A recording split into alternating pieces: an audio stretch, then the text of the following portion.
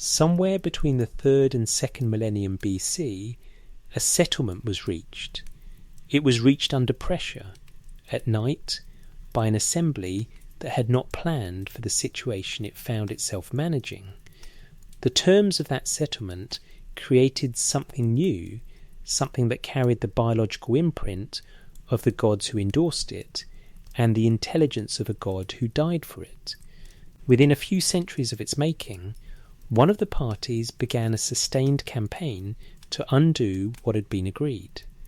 What you are about to follow is the cuneiform record of all three of those things: the deal, the attempt to erase it, and what survived the attempt. The oldest manuscript of that record weighs 370 grams.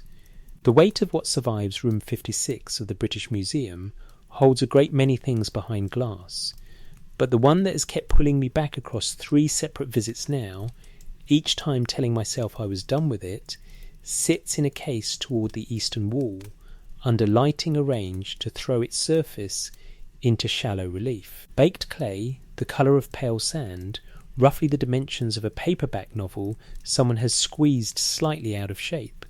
The tablet designated BM 78943 was excavated at the site of ancient Sippar, in what is now Iraq, pulled from the ground by teams working under Hormuz Rassam for the British Museum in 1882, and it entered the collection in 1889 under accession reference 1889,426.236. Under oblique light, the wedge-shaped stylus impressions on its obverse face are still sharp enough to cast distinct shadows. The scribe pressed harder on some lines than others. On what Lambert and Millard's 1969 edition identifies as the 3rd column of the obverse, there is a groove that appears to have been made twice the stylus, returning to deepen a mark the scribe apparently felt had not gone far enough the first time. 37 centuries later, you can see the decision. What the tablet records is not what most people assume when they hear the words Anunnaki or Igigi. It is not a creation story in any sense that word usually carries. It is the written record of a negotiated settlement, a settlement reached after a labour rebellion that had gone on, the text claims, for 3,600 years, and a settlement whose terms at least one of the parties subsequently spent considerable effort trying to ensure could never be revisited. What you are looking at, in other words, is 37 centuries of surviving testimony about something someone once very much wanted to bury. This is where I have to be precise about what I mean and honest about what I do not. The tablets that bear the text, known as the Atrahasis epic, from the Akkadian Atraas, meaning exceedingly wise, the name of the narrative's human protagonist, are not a single document. They are a composite, multiple versions, multiple recensions, copied and recopied across more than 1,000 years of Mesopotamian history, each copy made by a scribe who made choices about what to include, what to emphasize, and what to quietly set aside. The version in room 56 is the most complete Old Babylonian recension to have survived. It was not found in a royal archive or a temple library. The colophon, the scribal identification note at the end of the 3rd tablet, names its maker as Ipikaya, described as a junior scribe, working during the reign of the Babylonian king Ammi-Saduqa, sometime between 1646 and 1626 BCE. A junior scribe, signing a creation text. That detail has not left me alone since I first noticed it. I will come back to it. But before I can, I need to go further back to what the text actually says happened before any human hand pressed a stylus into clay, before there were human hands at all. The investigation has 3 threads. The first is what the Igigi actually agreed to. The second is what the gods subsequently tried to undo. And the third, the one that takes the longest to arrive at, and that the texts preserve most incompletely, is whether what looks, from a certain angle, like a deal between the Igigi and humanity, is something the cuneiform record can actually support, or whether it is a shape we impose on the evidence, because the shape is one we want to find.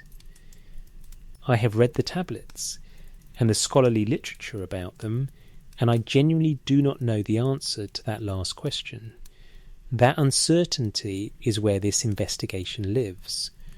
What the name means the word itself is a problem, and it is a productive one.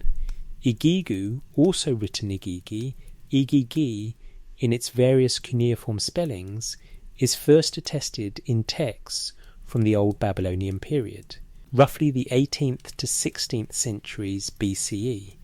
That matters more than it might initially seem. The civilization we call Sumerian had been producing written records for more than 1,000 years before the word Igigu appears in any surviving text. The gods it names were already ancient by the time anyone thought to call them by this term. The word is an Akkadian coinage applied to a category whose content was older than its label. The etymology remains disputed. Kianos proposed an old Akkadian origin, von Soden an old Amorite one, and neither position has been settled.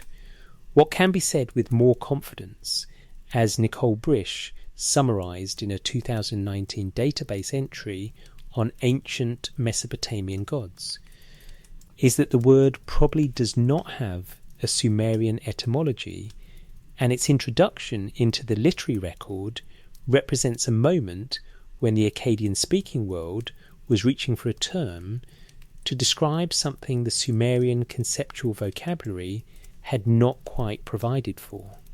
The Sumerian equivalent, when scribes needed one, was Nungalene, the great princes or the great sovereigns. That phrase appears in a hymn attributed to an Hedwana daughter of the Akkadian king Sargon, and the earliest named author in recorded history. Whether she actually wrote the lines that call the great gods Nungalene, or whether that designation was added by later copyists translating the Akkadian Igigu back into Sumerian for scribal school use, is a question the texts cannot resolve. Ditz Otto Edzard argued that Nungalene may originally have been an epithet of the Anunnaki, a different divine collective that only later became identified with the Igigi under Akkadian influence. If he was right, the Igigi are a category that absorbed an earlier category's vocabulary as it expanded, which would explain something of the terminological confusion that surrounds them in the later texts. The membership number shifted across the tradition from a specific group of perhaps 7 or 8 identifiable junior gods in the original conception, to a collective noun for the divine class bearing heavenly responsibilities, to something approaching a general term for all gods above a certain threshold of importance. Later texts speak of 300 Igigi of heaven and 300 Anunnaki of earth, producing the totality of the divine assembly. The category expanded because what it was being asked to name had expanded. Throughout that expansion, one thing about the Igigi did not change. They were the ones who had been made to work, and the text of BM 78943 records exactly what happened when they decided they would not work anymore. Wherever you are right now, whether it is early morning or late evening, whether you are in a city or somewhere quiet at the edges of one, I am glad you are here for this one.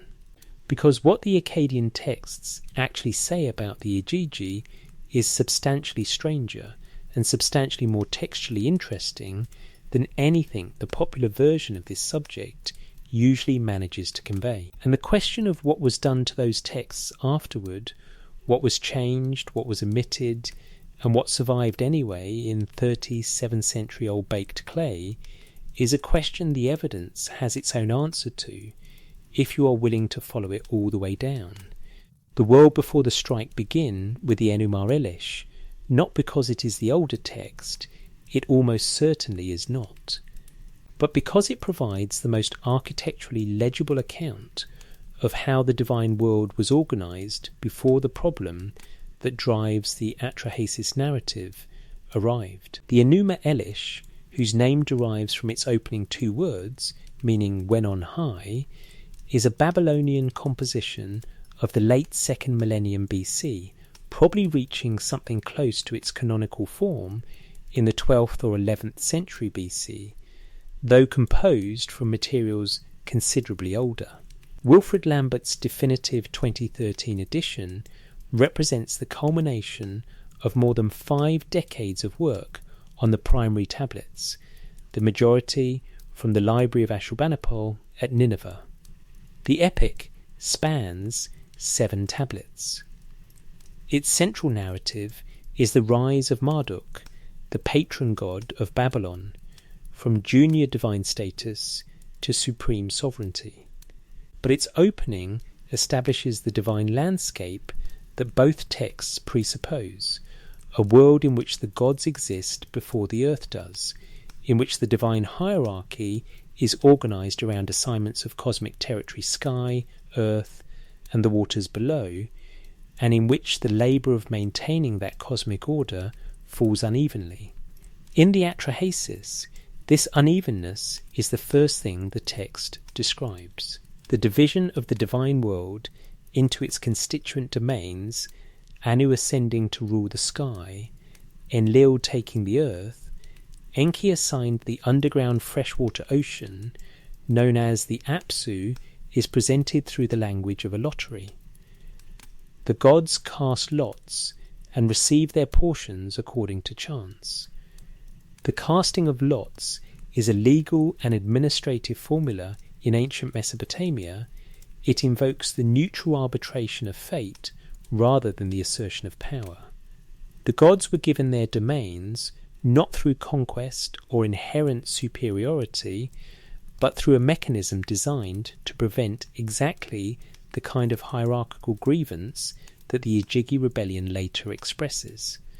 The lottery did not prevent it. What it produced instead was a world organised around cosmic labour, the maintenance of rivers, the digging of irrigation canals, the management of boundaries between divine domains, and a division of that labour that assigned all physical work to the Igigi, while the Anunnaki held administrative and judicial authority. In Thorkild Jacobson's reading, this division reflects something genuinely ancient in Mesopotamian religious thought, the conception of the universe as a polity, with power distributed through something analogous to governmental structure, with its attendant inequalities and resentments. Jacobson traced the roots of this theological framework back to the 4th millennium BCE. When the network of irrigation canals that sustained Sumerian agriculture first required large-scale, coordinated labour that was organised in human society through the same structures of compelled service that the divine narrative reflects. The Atrahasis text specifies the nature of the Igigi's assignment. They dug the bed of the Tigris. They dug the bed of the Euphrates. They dug the canals that connected them, the lifelines of the land, as Lambert and Millard render the Akkadian. This was not symbolic labour. The irrigation systems of southern Mesopotamia were among the most ambitious engineering projects of the ancient world, requiring constant maintenance against the silting action of the rivers, the erosion of banks, and the annual flooding that could fill a cleared channel with debris in a single season. The humans who would later perform this work were subject to compelled labour obligations documented in administrative records from the Year 3 period onward, records requiring able-bodied men to present themselves seasonally for canal maintenance under penalty of severe sanction. The divine narrative mirrors the human institution with a precision that appears intentional. The Atrahasis is not simply a story about gods. It is a story that makes theological sense of a labour system that the people hearing it lived within. For 3,600 years, a number that functions not as a literal duration, but as the Babylonian system's way of expressing a complete cosmic cycle, the Igigi performed this work. The text does not dramatise this period, it simply states it, and then states the consequence: they were counting the years of loads. For 3,600 years, they bore the excess, hard work, night and day. They groaned and blamed each other, grumbled over the masses of excavated soil. What follows the grumbling is the line the text places at its structural centre before the rebellion begins. The Igigi did not present a formal grievance. They did not petition the Anunnaki through established channels. They gathered at night and they set fire to their tools. They flared up. The Lambert and Millard translation reads, "When they reached the gate of warrior Enlil's dwelling, it was night, the middle watch. The house was surrounded. The god had not realised." There is a scene that the text builds here with considerable care. The staging the middle of the night, the surrounded house. The god who has not realised is the staging of a moment before language arrives, before negotiation becomes possible, when the only grammar available is the massed presence of the discontented. Enlil's chamberlain Kaukal notices he wakes the vizier Nusku. Nusku rouses Enlil, and Enlil, the text says, is afraid. "Your face is sallow as tamarisk." Nusku tells him the Akkadian idiom for the pallor of fear. Why do you fear your own sons? That is the first mention in the Atrahasis epic of the relationship between Enlil and the Igigi as a paternal one. The sons have surrounded the father's house, and the father, for all his authority over the earth, does not know what to do with them. When Anu arrives and hears what has happened when the great gods convene their emergency assembly, and Nusku goes out to ask the Igigi who leads their rebellion, the Igigi's answer is collective. Not one god, all of them. Every single one of us gods declared war, Nusku reports back. We have put a stop to the digging. The load is excessive, it is killing us. Every single one. The rebellion is unanimous. And it is unanimous in a way that creates a specific legal problem for the Anunnaki, because a decision made by every member of a collective cannot be attributed to a ringleader and punished accordingly. The Atrahasis is, among other things, a sophisticated piece of political theology, and this detail, the unanimous voice of the Igigi, is one of the places where its sophistication is most visible. Enlil cannot execute a god for leading the rebellion. There is no leader. There is only the collective. The Anunnaki need a different solution, and it is Enki, the god of wisdom, and the fresh water below who provides it, not immediately. The text has him remain quiet while Anu makes the initial response, which is to propose sacrificing one god as an example. Then Enki speaks, and what he says is not a solution to the Igigi's complaint. It is a solution to the political problem the complaint has created. Create something new, he says, something that can bear the load instead. The assembly agrees, and the world, the human world, the world in which this is being written and heard, begins. But before that world begins, the Igigi are given a role in its creation that the text mentions once, briefly, and then never discusses again. That role is worth understanding very carefully. 3,600 years of Labour Lambert and Millard noted a difficulty with the number in their 1969 commentary, and it has not been resolved since. The Akkadian are the highest unit in the Babylonian sexagesimal counting system is not a duration in the modern sense. It is a cosmic register, a way of saying long enough that the weight of it shaped the shape of things.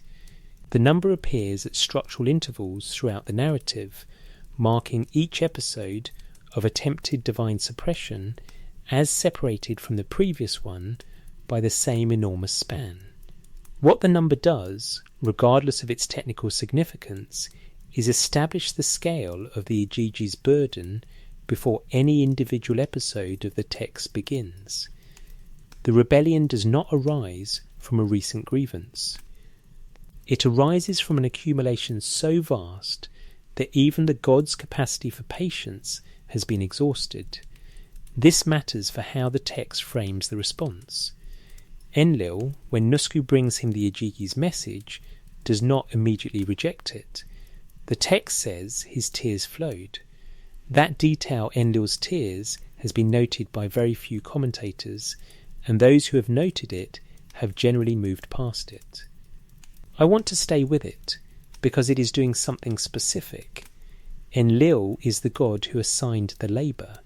He is the one whose authority the rebellion most directly challenges. He is, in the subsequent tablets, the god who will send plague, drought, famine, and flood in successive attempts to reduce or eliminate the human population he has just been persuaded to create.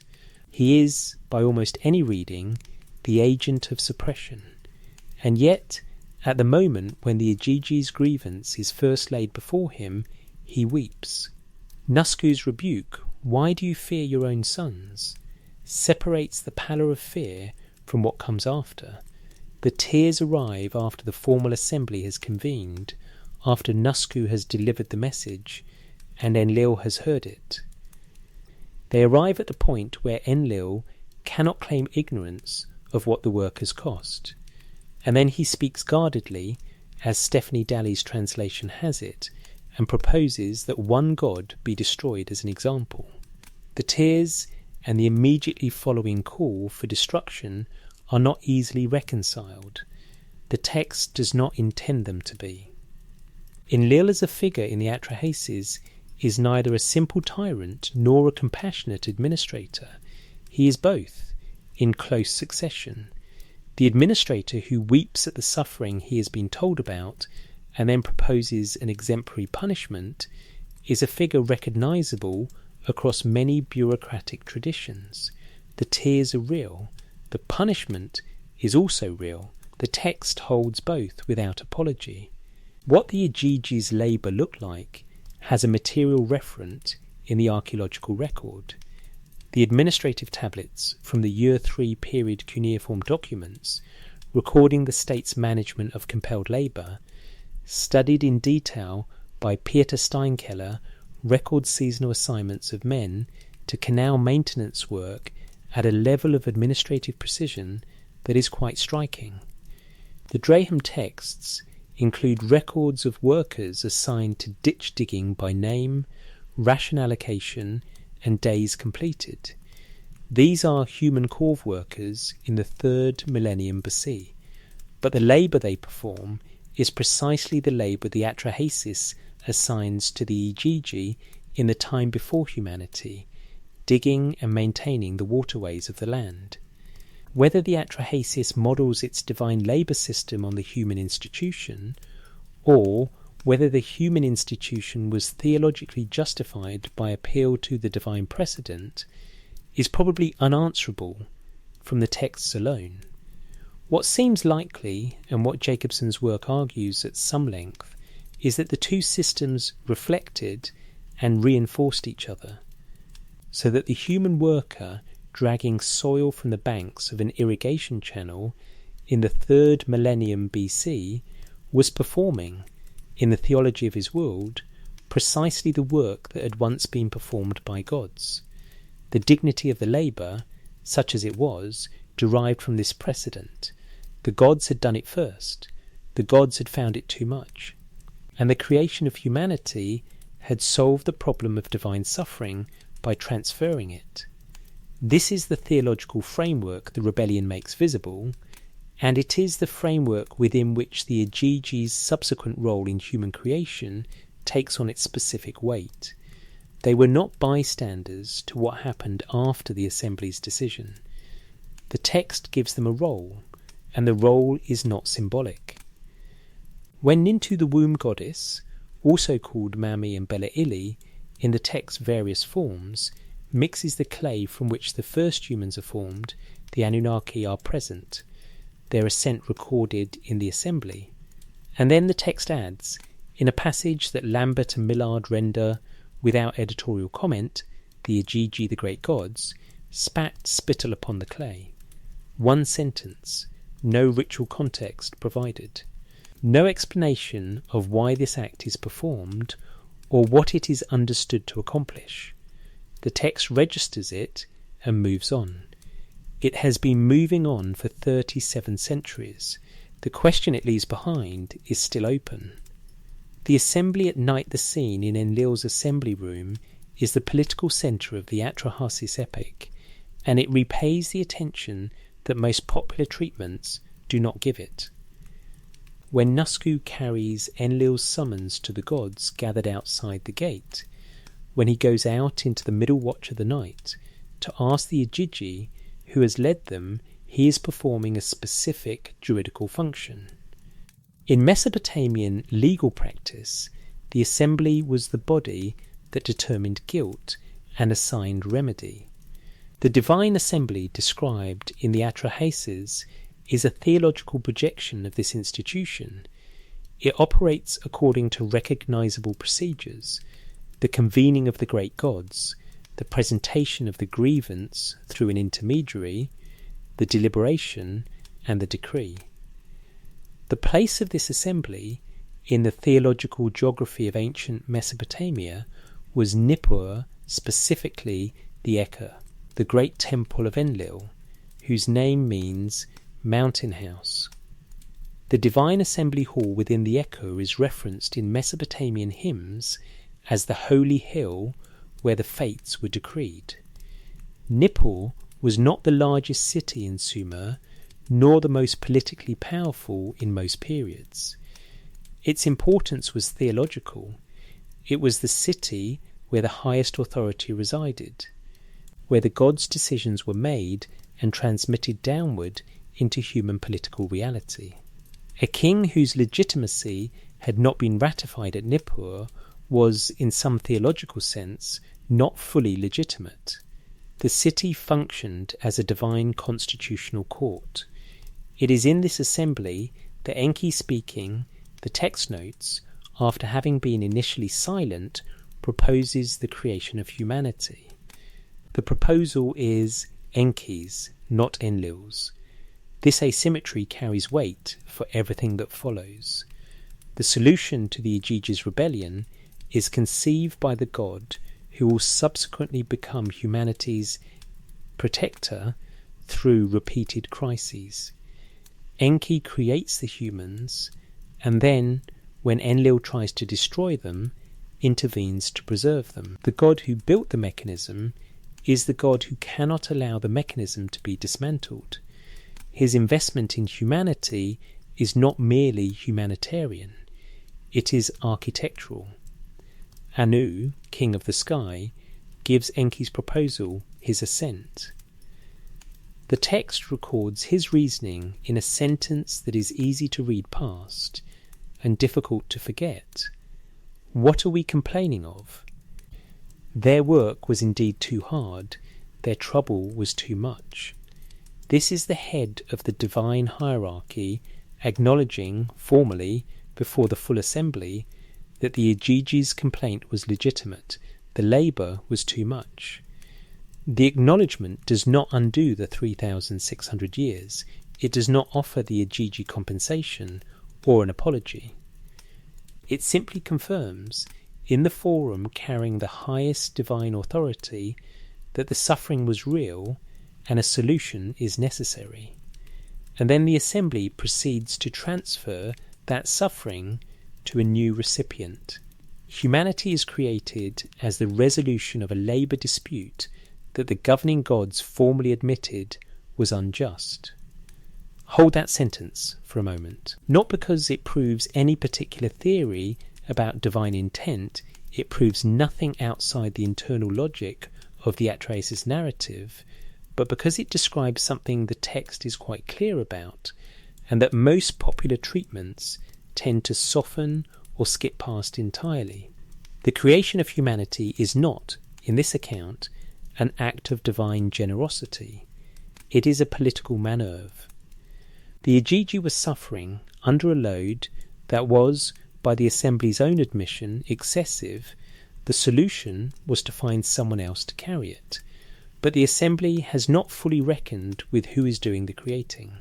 Enki proposes, and Nintumami executes. And before she pinches off the 14 pieces of clay 7 males, 7 females, there is the spittle. The Igigi spit on the clay. The assembly assents. The drumbeat begins. Mami's speech after the creation is the one that contains what I think of as the text's most quietly radical line. She addresses the assembled gods. I have relieved you of your hard work. I have imposed your load on man. You have bestowed noise on mankind. I have undone the fetter and granted freedom. She is speaking to the Igigi. The Anunnaki have been freed. But who she is addressing, the Igigi, specifically is marked by the possessive. Your hard work, your load.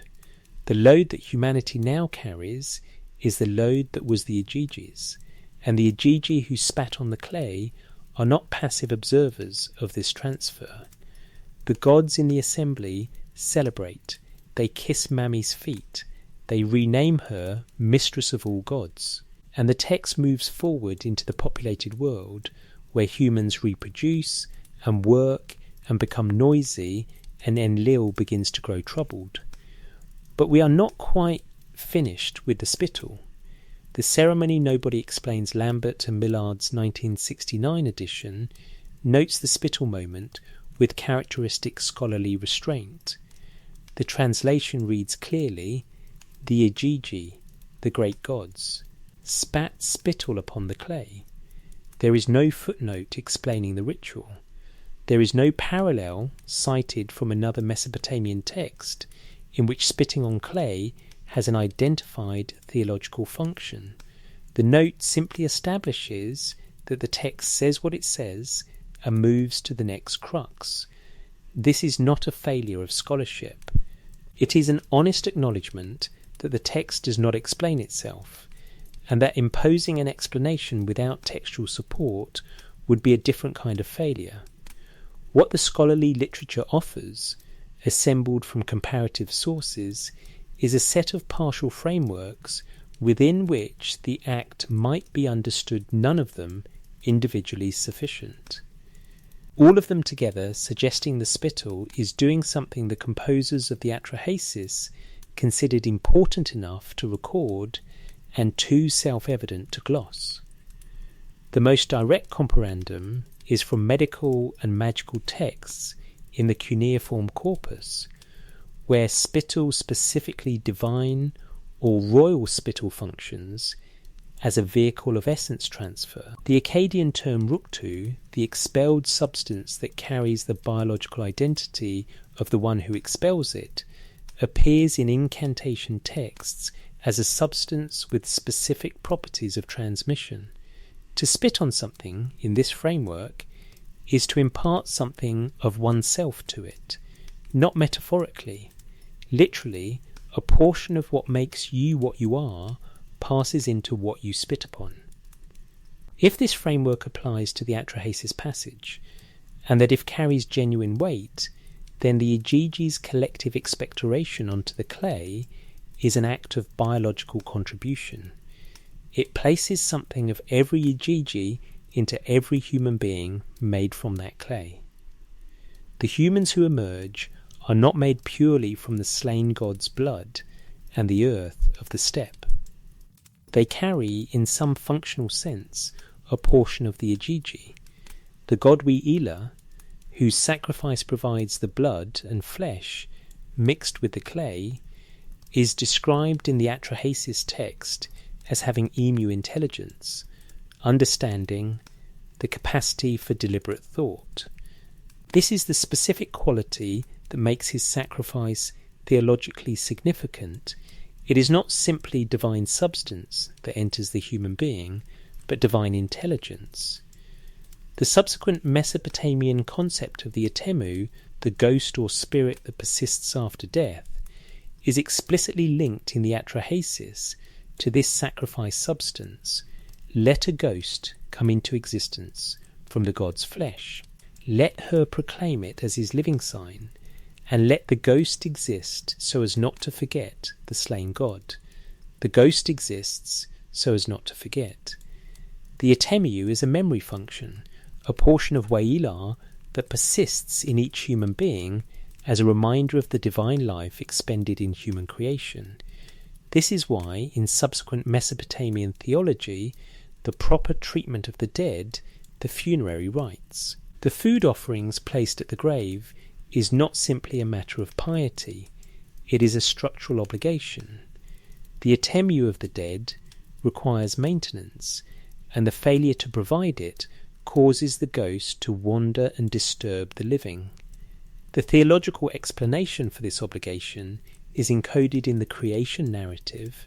The dead carry divine substance, and divine substance demands acknowledgement. But the Atemu is Wailar's contribution. The spittle is different. The spittle is the Igigi's. What the Igigi contribute through their spittle, if the transmission framework applies, is something less precisely identified than Wailar's intelligence. It is presence. The biological imprint of the divine labourers, whose 3,600 years of work built the physical landscape that humanity would subsequently inhabit and maintain. Whether this constitutes an ongoing obligation, whether the Igigi, having contributed their substance, retain some claim on human beings, the text does not say directly. What it does say, in its closing colophon, becomes significant in light of this question. That is where this investigation is heading. But first, there is the question the spittle leaves open. The Atemu encodes a memory of Wailar. What, if anything, does the Igigi's contribution encode? And if it encodes something, a portion of each human being carrying the imprint of the gods who laboured before them, what happens to that imprint in the centuries that follow? The text does not pursue the question, but something in the text suggests that Enlil did. The god who had to die, the name, varies. In the Old Babylonian version that Lambert and Millard used as their primary text, he is called Ilawela, sometimes rendered Waila or Ar-Ilu. In some manuscripts he is Geshtu-E. The variation is itself informative, a figure important enough to be the theological hinge of the human creation narrative, whose name was not stable enough across the tradition to achieve the canonical fixity that attached to Enlil, Enki, or Anu. He appears, performs his function, and is absorbed by the text without leaving a cult, a temple, or a city. What the text is clear about is his quality. He is a god who has intelligence ilu aimu in the Akkadian. This is not incidental. The Atrahasis is structured so that the specific attribute that makes humanity theologically significant, the capacity for deliberate thought, for planning and communication, and the coordination that organised labour requires, is the attribute of the god whose death creates that capacity. Humans are thoughtful because the thoughtful god's blood was mixed into their clay. Why was Wailar chosen? The text records the assembly's decision without disclosing the deliberation behind it. Enki specifies that the ritual must be performed on the 1st, 7th, and 15th of the month days of purification, days when the boundary between the divine and the material was understood to be permeable in a particular way. The purification bath is prepared. Ila is slaughtered. Nintu mixes his flesh and blood with the clay, and the drumbeat begins, the sound that will persist forever after as the memorial of what was done. The reason for selecting the most intelligent of the available gods is not stated. The most instrumentally straightforward reading is that the gods needed humans capable of performing complex work, irrigation management, agricultural planning, the construction and maintenance of the urban infrastructure that Mesopotamian civilization required, and so they used the ingredient most likely to produce that capability. The logic is cold, but the text is not sentimental about it. A second reading, proposed in a 2014 Studio Antiqua paper on the sacrifice of Ila, suggests that his sacrifice is offered by the Igigi themselves as a counterweight to their spittle. The Igigi give of their biological presence. The counterweight is the death of one of their own, whose intelligence passes into the humans who will carry that presence forward. On this reading, the Igigi are not simply the recipients of a decision made by their superiors. They are parties to the transaction, contributing both living substance and sacrificial death. A third reading, quieter and harder to state precisely, notes that the choice of an intelligent god means the divine substance mixed into human clay is not merely physical but cognitive. The memory function of the Atemu, the ghost that persists so as not to forget the slain god, is not simply a theological obligation imposed on humans from outside. It is a function built into the human cognitive architecture at the moment of creation. To remember is, on this reading, what humans are made to do.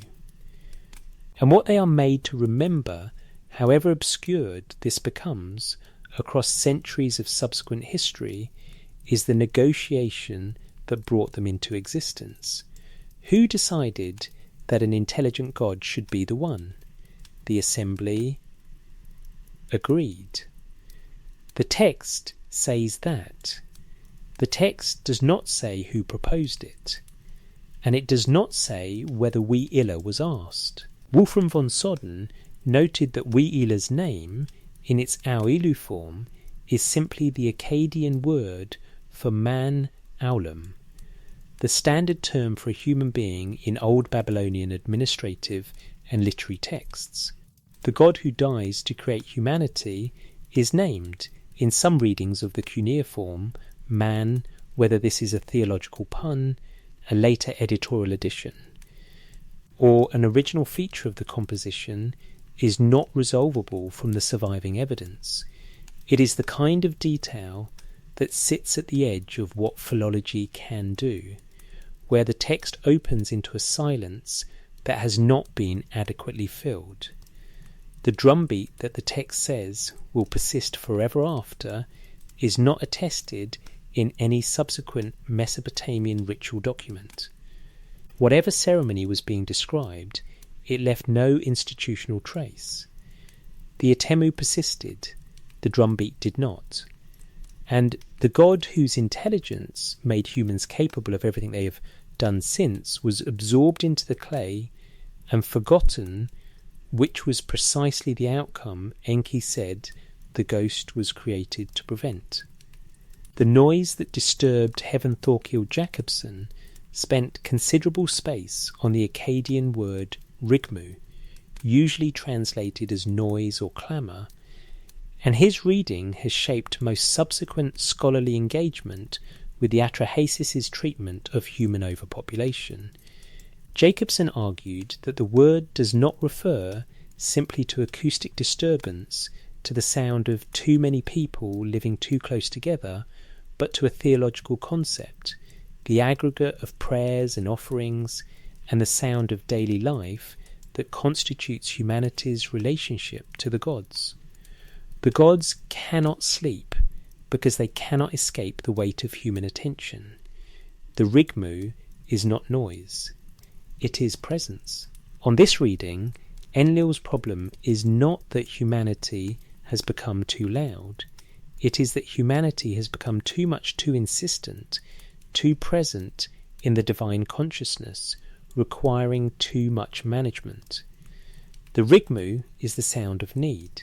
Daly's translation renders the key passage, "The country was as noisy as a bellowing bull. The god grew restless at their racket, Enlil had to listen to their noise." The word for the god's condition suggests not simply irritation, but a structural condition of disturbance. The god who assigned the work is now unable to escape the workers he created to replace the gods he freed from the work. The transfer of burden has not produced the quiet Enlil expected. What follows in the narrative is 3 successive campaigns against the human population, each separated by the formulaic interval of 3,600 years, each conceived by Enlil and each circumvented by Enki through his relationship with the human Atrahasis. The plague is ended by redirecting all human worship to Namtar, the plague god, who is so overwhelmed by unprecedented devotion that he withdraws his hand. The drought and famine, the most extended and brutal of the 3 pre-flood episodes, filling 6 years in Tablet 2 with a description of starvation so specific and unsparing that it reads less like myth than cultural memory of actual famine conditions are ended by similar means. The 6-year famine passage deserves attention that commentators often do not give it. By the 5th year, the text records, daughters watch the scales at the sale of their mothers. Mothers watch the scales at the sale of their daughters. By the 6th year, they served up a daughter for a meal, served up a son for food. The text does not editorialize, it records. And after recording this, it notes that Atrahasis, the wise man, maintained his communications with Enki throughout he would speak with his god, and his god would speak with him, which means that while the general human population starved and consumed its own children, there was one man with a divine communication channel and the knowledge of how to use it. The structure of Enki's repeated interventions is worth noting because it clarifies what the oath scene in Tablet 3 is actually doing. Enlil does not simply decide to flood the earth. He first makes Enki swear, before the full assembly, not to warn any human being of the flood. This oath is the specific mechanism by which Enlil attempts to prevent the pattern of circumvention that has defeated his previous 3 attempts. Without the oath, Enki will simply tell Atrahasis what to do, as he has done 3 times before. With the oath, Enki is legally bound in the full divine assembly before the highest authority to silence. This is where the narrative's political texture becomes most concentrated. The oath is not primarily about the flood, it is about Enki. Enlil knows that Enki will circumvent him if allowed to, because Enki has circumvented him 3 times already. The oath is Enlil's recognition that the real obstacle to human elimination is not human resilience or divine mercy in the abstract, but the specific. Persistent, architecturally motivated investment that Enki has in humanity's survival, and the oath is Enlil's attempt to use the full authority of the divine assembly to close that gap. But Enki finds a gap in the oath itself. The oath and the wall, the exact wording of the oath, matters, and the text is precise about it. Enlil's demand is that Enki swear not to disclose the floods coming to any human being. Enki's response is equally precise. Why should I use my power against my people? The flood that you mentioned to me, what is it? I don't even know. Could I give birth to a flood? That is Enlil's kind of work. This is not evasion. Enki is making a specific legal argument. He did not create the flood. The oath asks him not to disclose what Enlil has decreed. Enki's response questions whether that prohibition can bind him to silence about something he did not decree and does not control. The argument is not whether he will obey the oath, it is whether the oath is properly constructed to bind what Enlil intends it to bind. The resolution Enki finds is one of the most precisely observed moments in ancient literature. He goes to the house of Atrahasis. He does not enter. He stands outside the reed hut and speaks not to Atrahasis, but to the wall, listen constantly to me. Reed hut, make sure you attend to all my words. Dismantle the house, build a boat, reject possessions, and save living things. Enki speaks to the wall. He has not spoken to a man. He has not disclosed anything to any human being. He has spoken to a structure which has no capacity to hear or respond except that Atrahasis is sleeping on the other side of it, and the words pass through the reed wall and reach him. The oath is technically kept. Its purpose is entirely defeated. Geoffrey Tigay, in his 1982 study of the evolution of the Gilgamesh epic, notes that this scene, the god speaking to the structure rather than directly to the person, is one of the Atrahasis narrative's most distinctive features. The oath scene in Atrahasis Tablet 3rd is embedded in a complex legal theological framework that the Gilgamesh adaptation largely strips away, leaving only the instruction to build the boat. What the Gilgamesh version does not preserve is the precise mechanism by which Enki avoided breaking his word while achieving its violation.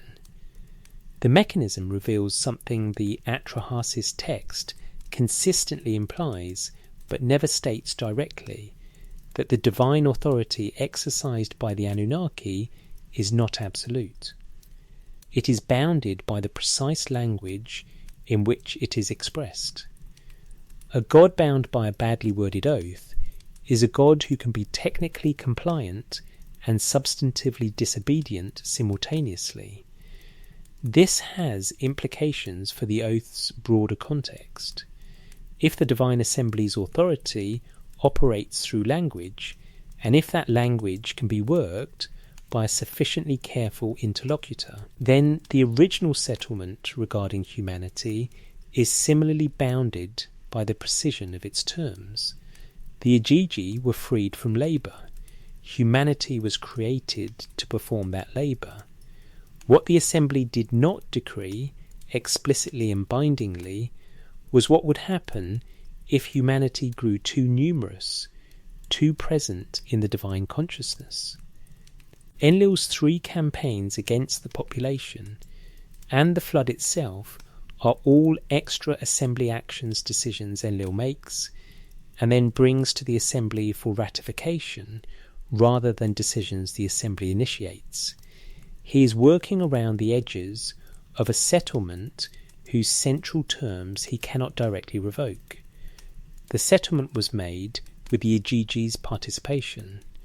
The assembly that endorsed it was the same assembly that had heard the Igigi's complaint and formally acknowledged that complaint as legitimate. To destroy humanity outright would be to undo the resolution of a legitimately acknowledged grievance. Enlil could not simply vote to recreate the old situation. So he tried 3 times. To reduce the population through means that stopped short of outright reversal, and each time Enki found the gap. What Gilgamesh changed in 1982, Geoffrey Tigay published his systematic comparison of the Atrahasis flood narrative against the version incorporated into the standard Babylonian Gilgamesh epic. Tigay was not arguing that the Gilgamesh adaptation was inferior, or that it distorted the original for ideological reasons. His argument was more measured, that adapting one text for incorporation into another necessarily involves editorial decisions, and that those decisions, examined carefully, tell us something about what the adapting tradition valued and what it did not. The specific omissions Tigoi catalogued are precise. The Atrahasis text records that after the flood, when the gods discover Atrahasis' sacrifice and gather around it like flies, the Anunnaki had been sitting in thirst and hunger during the flood's duration. They were dependent on humanity's offerings for their own sustenance, and when humanity was being destroyed, the gods starved. The Gilgamesh adaptation preserves the image of the gods gathering like flies over the sacrifice. It removes the explicit statement of their hunger and thirst, replacing it with a more dignified formulation: the gods feared the deluge. The gods feared the deluge. That is a very different sentence from the gods sat in thirst and hunger. Fear is compatible with divine dignity. It implies the gods recognized the flood's power, that they were awed by forces they had unleashed. Thirst and hunger imply dependence on the human beings they had just tried to eliminate. A god who is hungry because the people who fed him are drowning is a god whose power is structurally contingent on the survival of the beings over whom that power is exercised. The later text preserves the gathering, the flies, the sacrifice, but removes the vulnerability. Tigoi identified additional omissions. The Atrahasis records Mami's lament during the flood in terms that include: she was sated with grief, she longed for beer in vain, a characteristically Mesopotamian expression of sorrow. The Gilgamesh version includes a version of Mami's lament but omits the beer, and reduces several of the more specific lines about the god's physical condition during the flood to a general formulation of fear. The direction of change is consistent. The Gilgamesh adaptation systematically removes evidence of divine vulnerability. The gods in the standard Babylonian version are more dignified than the gods in the old Babylonian original. Several explanations are possible.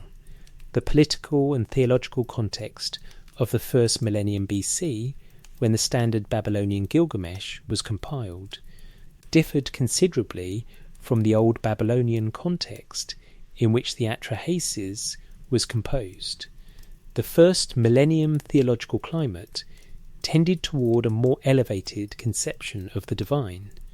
Gods who sat hungry and afraid during a catastrophe they had themselves initiated were theologically inconvenient in a period when divine omnipotence was a more central concern.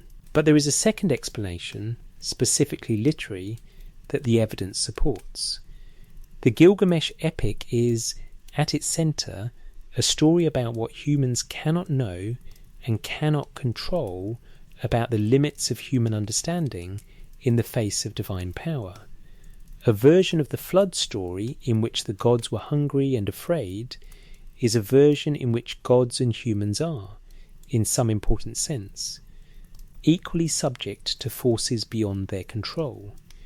That version undermines the asymmetry on which the Gilgamesh epic's central meditation depends. So the adaptation removes the god's vulnerability, and with it removes the most direct textual evidence that the settlement between the gods and humanity was structurally mutual, that the gods needed humanity's survival as much as humanity needed the gods' forbearance.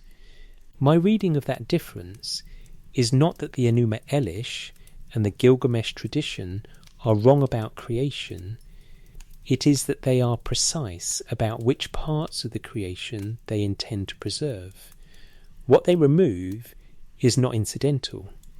They remove the hunger, the thirst, the improvised night assembly, the Igigi's unanimous voice, the spittle on the clay. They remove every element that would make the settlement look like what it was, a deal reached under pressure, whose terms benefited one party considerably more than the other.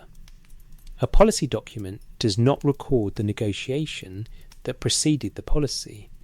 That is not a flaw in its design, it is its design.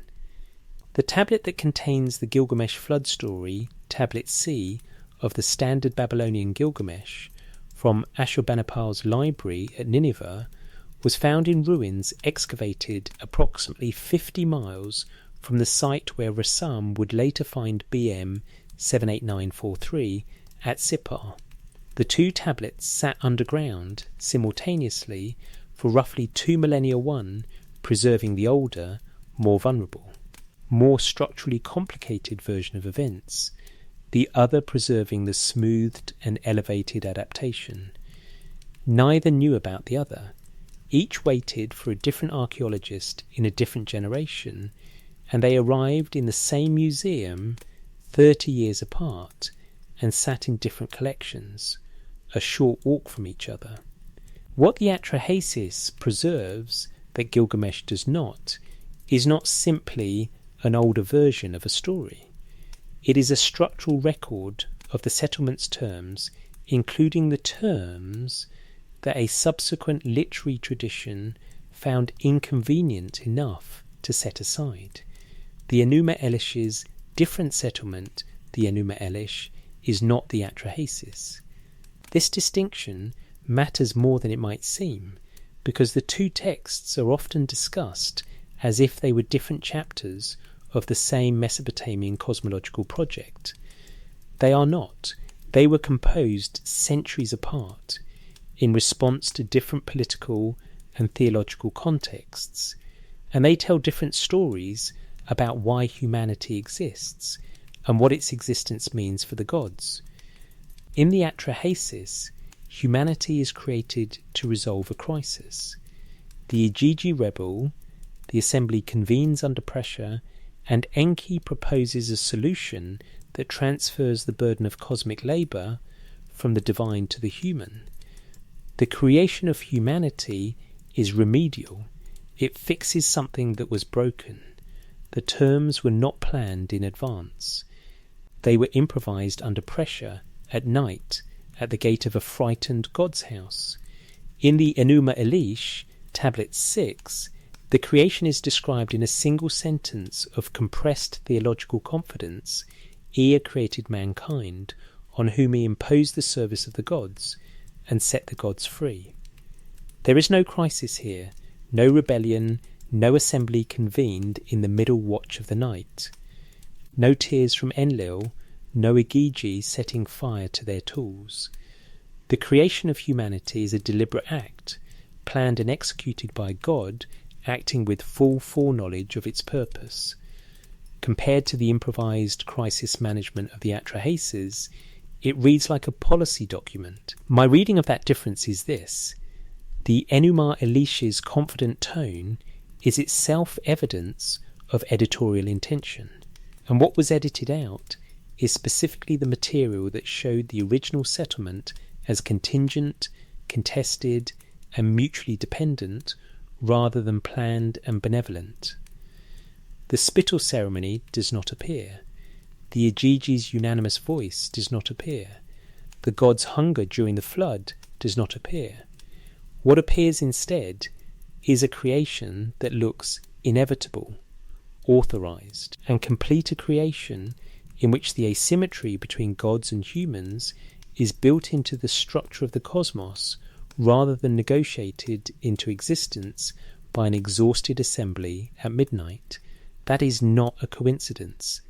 It is a theological position, and the position it is arguing against is still visible in the text it is replacing. Lambert's 2013 edition of the Babylonian creation myths notes the theological difference carefully. The Enuma Elish, in its canonical form, is partly a theological legitimation of Marduk's supremacy and partly a reformulation of earlier creation theology in terms that served the political needs of the Babylonian state in the 12th century BC. The creation of humanity in Tablet 6 occurs in a context where Marduk has already defeated primordial chaos, organized the cosmos, and established the calendar. The creation of humans is the final administrative step in a project that was never in doubt. The Igigi's role in the Enuma Elish's creation is different and worth noting. After Marduk creates the first humans, the Igigi, freed from their labour, are said to have built the great temple of Esagila in Babylon as an expression of their gratitude. They do not spit on clay, they construct a city. Their contribution to the post-creation world is architectural rather than biological, a monument rather than a substance. The two texts describe the same divine collective doing different things in the same general narrative moment, and the difference in what they do reflects the different purposes the two texts are serving. Benjamin Foster's anthology, Before the Muses, which remains the most comprehensive English language collection of Akkadian literature, places the Enuma Elish and the Atrahasis in adjacent sections precisely because they need to be read together to be properly understood, not as versions of the same text, but as complementary expressions of the same theological problem from different angles and different centuries. Whether the Enuma Elish's more confident account of humanity's creation represents genuine theological development or deliberate suppression of the Atrahasis' more complicated version is a question the evidence does not currently resolve. Lambert himself noted that the relationship between the two texts at the level of direct literary dependence remains unclear. Suppression and development often move together. What is lost if the Enuma Elish is taken as the authoritative account and the Atrahasis set aside is the record of the negotiation. The Enuma Elish describes an outcome. The Atrahasis describes the process by which the outcome was reached, including the parts of that process that its beneficiaries would presumably have preferred to leave undocumented. 3 ways to read the deal standing in the space the two texts open between them. 3 readings are available. None of them is simply wrong. The first reading is the one that has dominated academic Mesopotamian studies for most of the 20th century, and that most serious scholars of the Atrahasis still hold as the primary framework.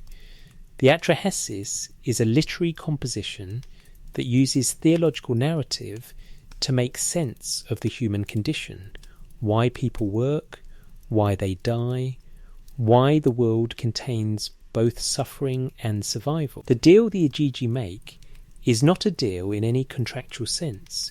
It is a literary device that explains, within the cosmological framework of Mesopotamian religion, why humans are constituted as they are.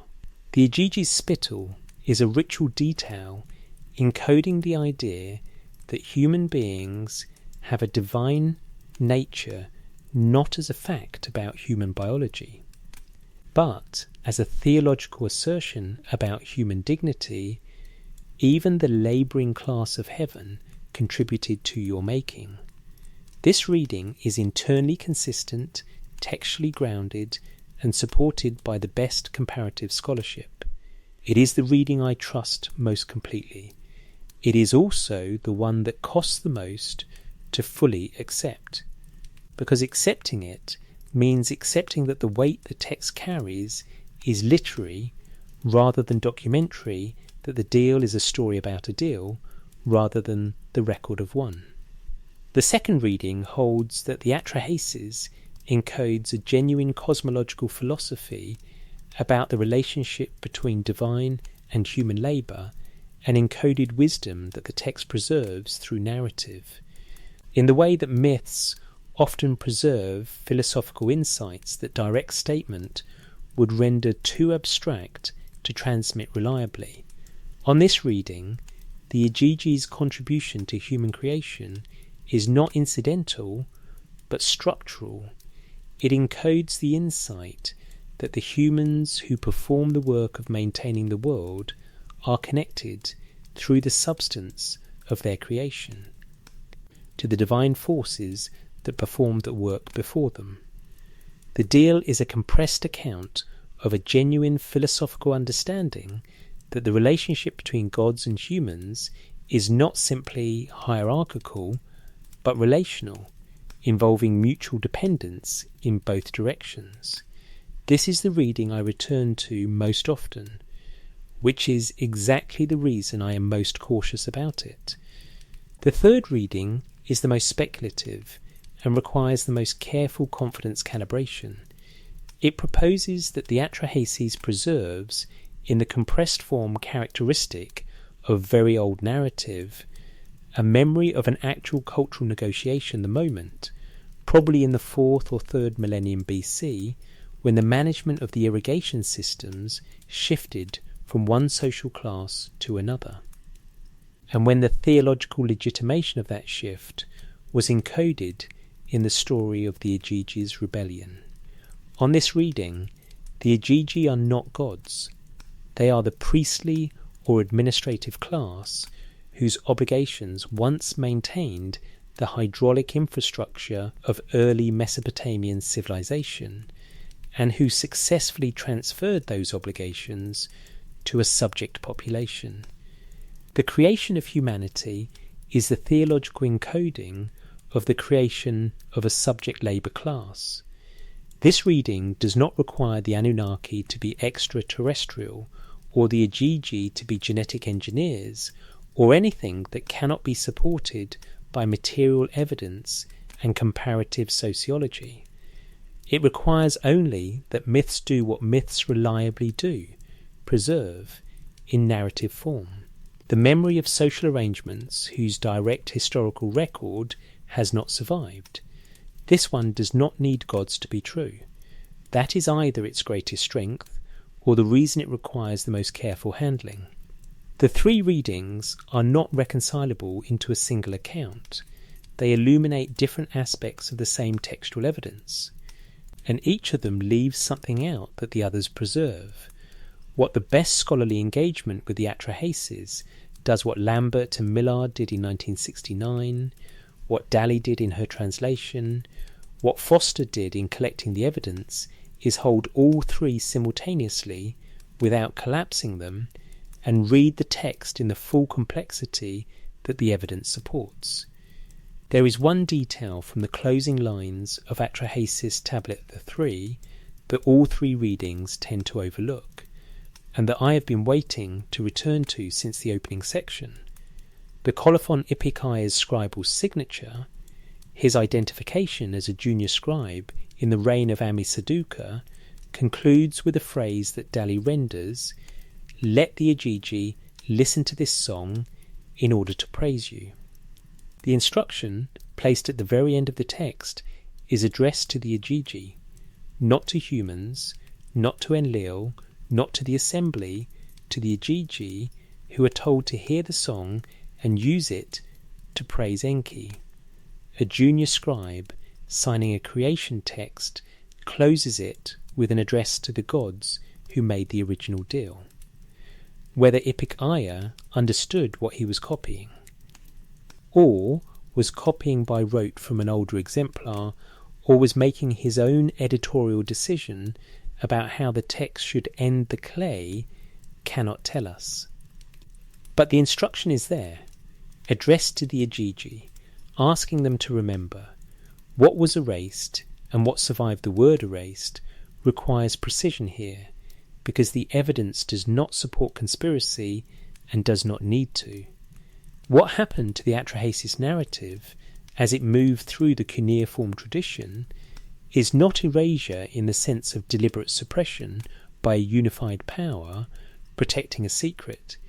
It is something more mundane and, in some respects, more interesting, the ordinary operation of archival priorities, scribal training decisions, and the political theology of successive kingdoms.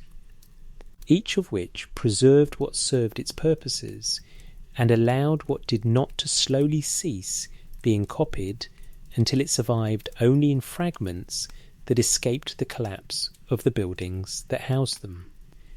Andrew George's 1997 paper in Iraq reports on additional Atrahasis fragments recovered from the Sippar Library tablets excavated by Iraqi archaeologists in the 1980s from the Temple of Ammar at Abu Habba, supplementing the Lambert-Millard edition with material that had been sitting underground since the first millennium BCE.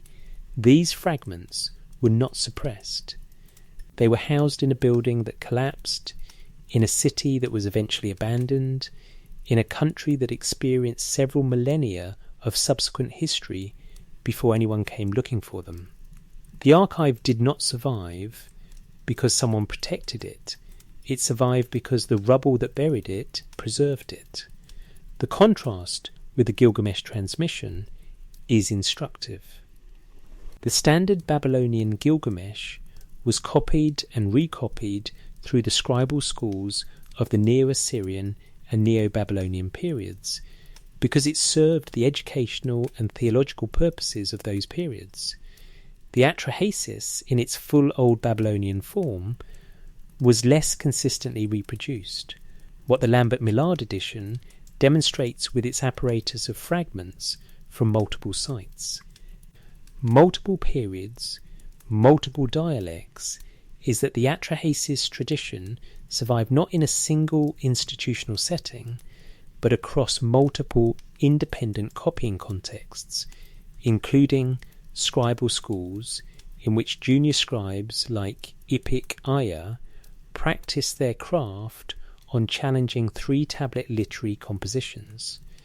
Eleanor Robson and Karen Radner's work in the Oxford Handbook of Cuneiform Culture established that Ipik Aya's colophons appear on multiple tablets, including lexical lists, the vocabulary exercises that formed the curriculum of Babylonian scribal education before appearing on the Atrahasis. He was learning to write by copying standard texts. And among the standard texts of his training, he copied the creation epic. The Atrahasis was not suppressed by the scribal schools. It was transmitted through them, not through institutional protection of important texts, but through the educational practice of making students copy whatever was considered worth learning. The Atrahasis was worth learning. It was copied as an exercise. Because it was copied as an exercise by a junior scribe in the city of Sippar in the early 17th century BC, it survived to be excavated by Hormuzd Rassam in 1882, to enter the British Museum in 1889, to be edited by Lambert and Millard in 1969, and to be read in its translated form by anyone willing to sit with it. What was lost is harder to specify. The Igigi's role in the flood's aftermath is not carried forward into the Gilgamesh adaptation. Their contribution to human creation, the spittle ceremony, does not appear in the Enuma Elish. The instruction to the Igigi to hear the song and remember is not reproduced in any subsequent composition that has been identified. And the 3 readings of what the deal actually was remain 3 readings, because the evidence for resolving them into one is not available in the texts that have survived. What Enlil tried to erase through plague, drought, famine and flood is not the text. He tried to erase humanity. He failed, and the text records the failure. What time and archival contingency managed to erase, more quietly and more partially, is the record of the negotiation that preceded the creation of the thing Enlil wanted to destroy. That record survived in a scribal school exercise, on baked clay, in a room in London. The wall remembers the case in room 56 is lit at an angle chosen to show the surface of the tablet to make visible what would otherwise be invisible. the impressions of a stylus pressed into wet clay by someone who was not yet a senior scribe, working in a city on the Euphrates, under a king whose great-grandfather had been a contemporary of the man whose law code now stands in a room in Paris. The tablet weighs 370 grams. Under oblique light, you can see where the stylus returned to deepen the mark that had not gone far enough the first time. You can see the decision in the clay. This line must be clearer than it was. Whatever is written here should not be lost. Two things are true simultaneously in the text that the tablet carries, and I have not been able to make them into one thing. The first is that humanity was created as a labour substitute as the resolution of a divine dispute, improvised at night by a frightened assembly in which the burden of cosmic maintenance was transferred from one class of beings to another. The terms of the transfer were not humanity's to negotiate. Humanity was not at the table. Humanity was what was agreed upon. The Igigi were freed. The Anunnaki confirmed the decision. Mami shaped the clay. And the humans who emerged from the clay were handed a basket and taught to work. The second is that the Igigi spat on that clay before it was shaped. A god of intelligence died to give it the capacity for understanding. The ghost that persists in every human being exists, the text says, so that the slain god will not be forgotten. The Atemu is a memory function built into the substance of what we are, encoding an obligation we cannot recover the precise terms of, because the tablet that might have carried them has not survived. Both of these things are in the text. The text does not resolve them into a single meaning. It holds them in the same 37 centuries of baked clay, pressing neither forward. Whether the Igigi made a deal with humanity, or whether what looks like a deal is the shape we impose on evidence, because we want to find a shape that resembles one, the question was never settled. The cuneiform record gives us the spittle, the slain god. The words Enki chose to speak through a wall rather than to a man, the instruction to the Igigi to hear the song and remember. It gives us Enlil's 3 campaigns against the population, and Enki's 3 circumventions, and the flood that almost succeeded, and the reed hut that preserved a man sleeping on the other side of what a god was willing to say. What it gives us, perhaps most enduringly, is this: the knowledge that the relationship between the gods who made humanity and humanity itself was not stable, was not agreed upon in advance, was contested from the beginning by the god who most benefited from humanity's continued existence, and survived not because it was protected, but because a junior scribe in the early 17th century BC copied it as a training exercise. The things we preserve by using them, by passing them through our hands, by copying them carefully enough that the line is clear, tend to last longer than the things we lock away. The Atrahasis did not survive in a vault, it survived in a school.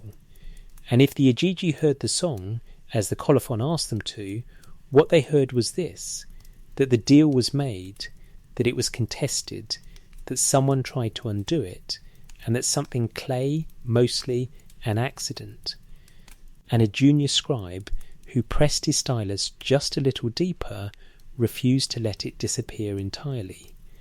The shadows are still there. The question is still open. The prologue on a stone the diorite stele that bears the code of Hammurabi stands too.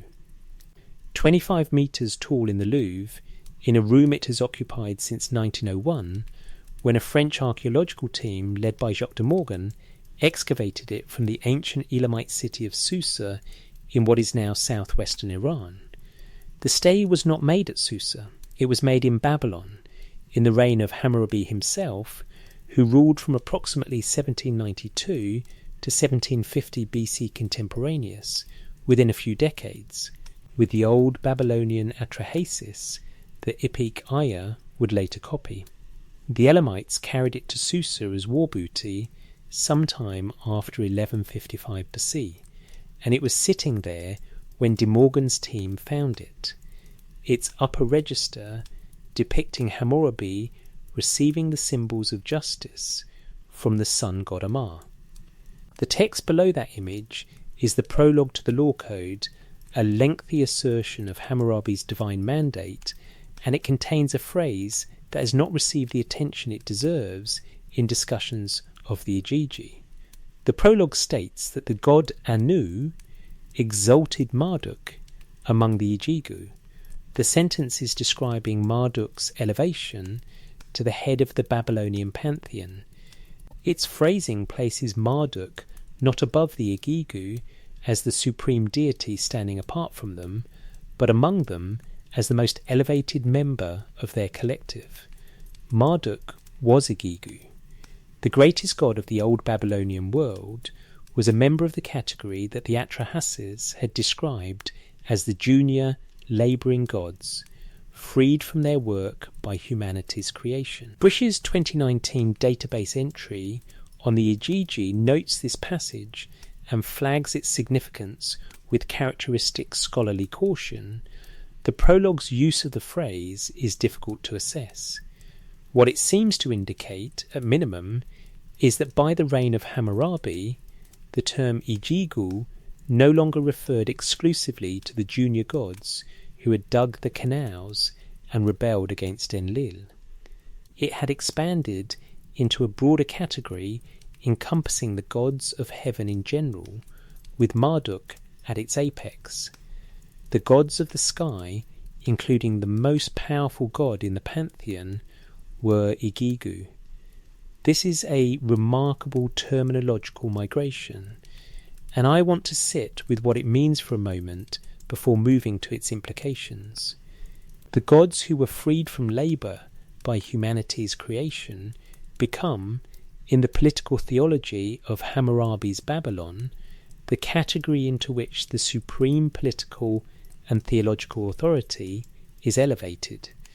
The labouring class becomes the ruling class, or rather, the terminology of the labouring class expands to encompass the ruling class, absorbing it without contradiction, because the original subordination is now historical, not current. The Igigi were the gods who used to work. Now that humanity works instead, the Igigi are simply the gods of the sky.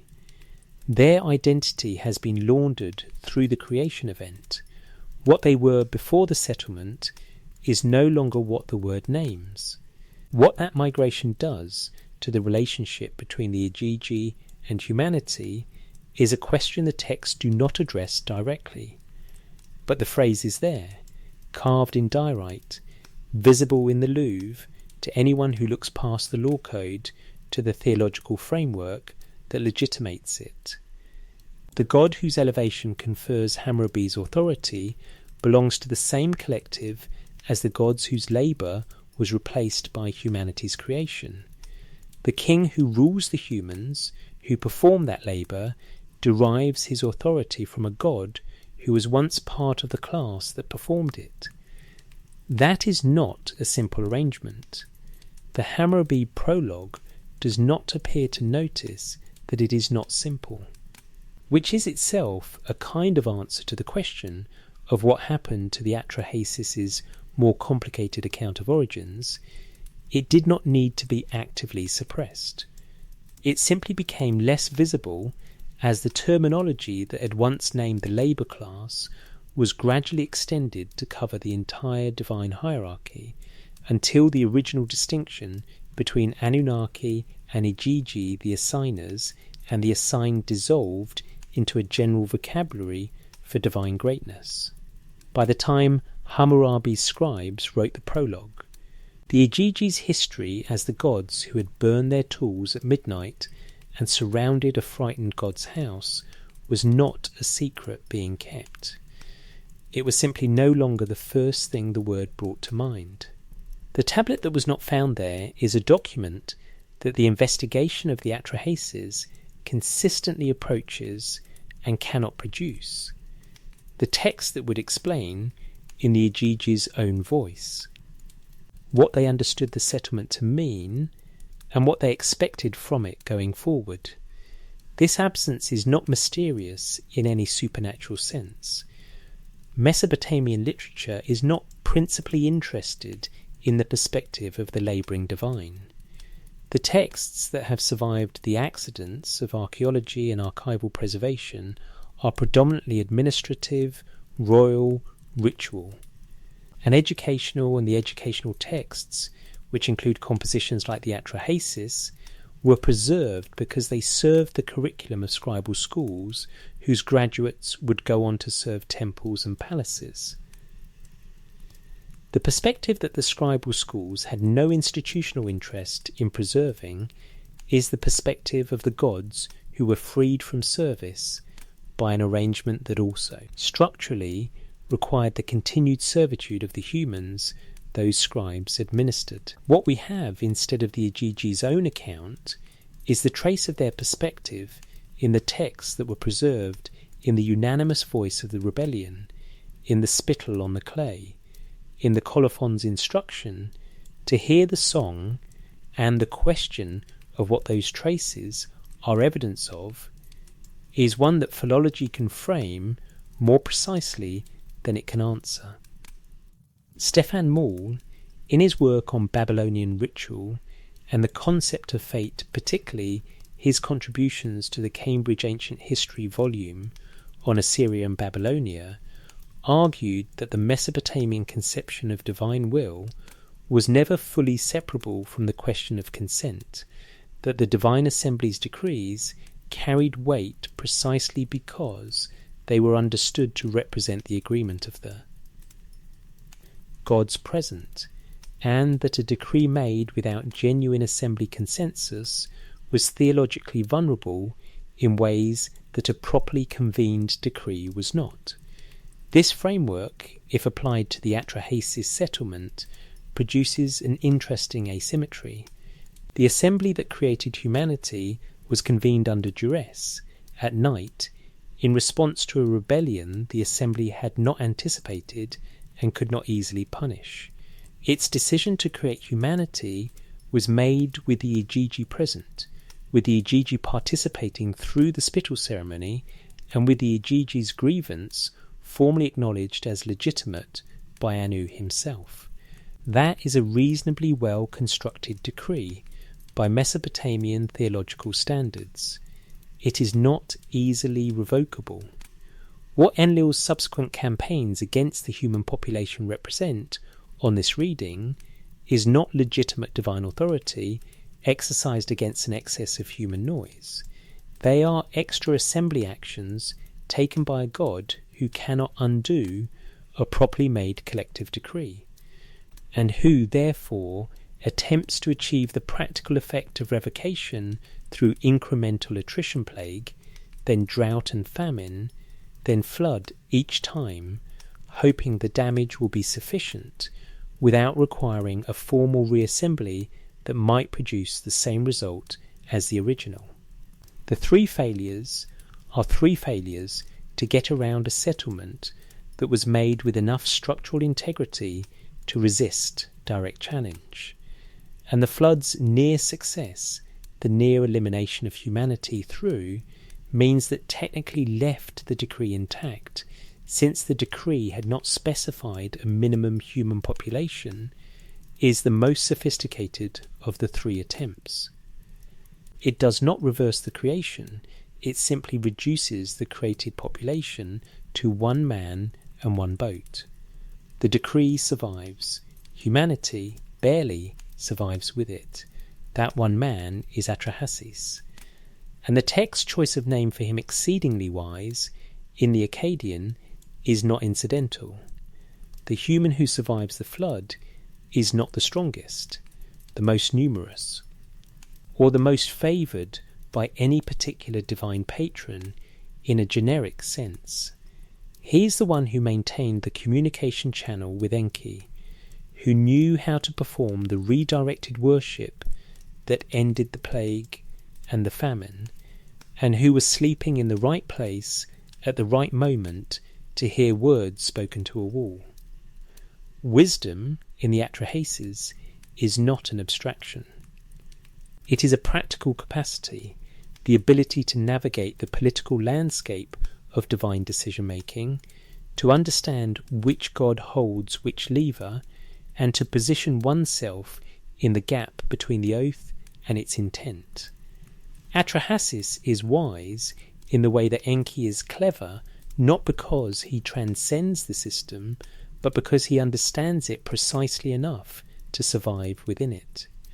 The Imu of Waila, the divine intelligence mixed into human clay, is what makes Atrahasis' survival possible, and the Igigi's spittle is what places something of the gods who built the system into the man who learns to navigate it.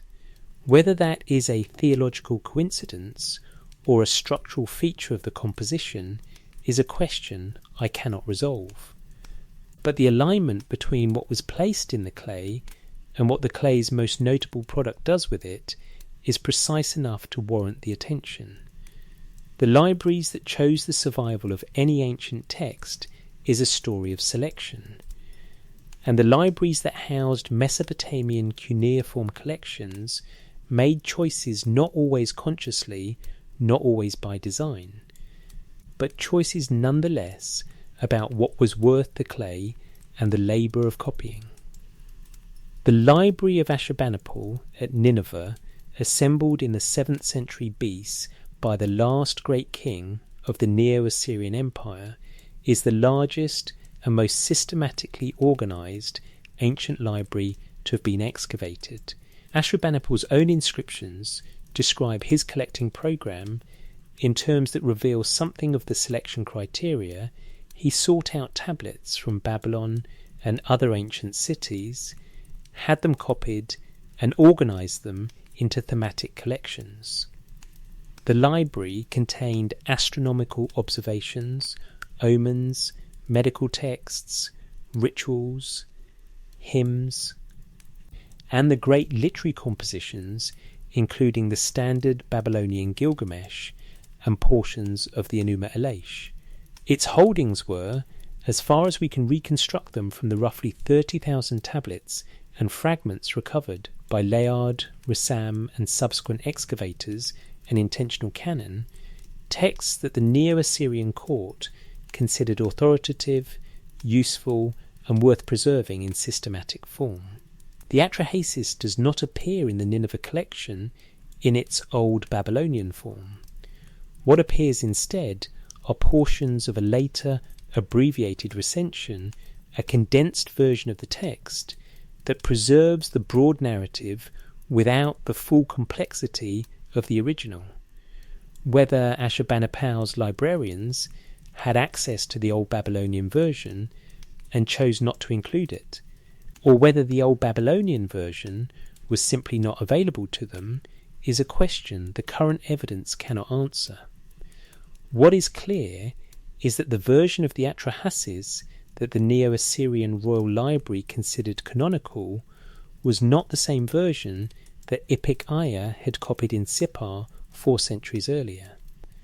This matters for the question of textual transmission because it means the Old Babylonian Atrahasis survived outside the institutional channel that was most actively curating Mesopotamian literary heritage in the 1st millennium BC.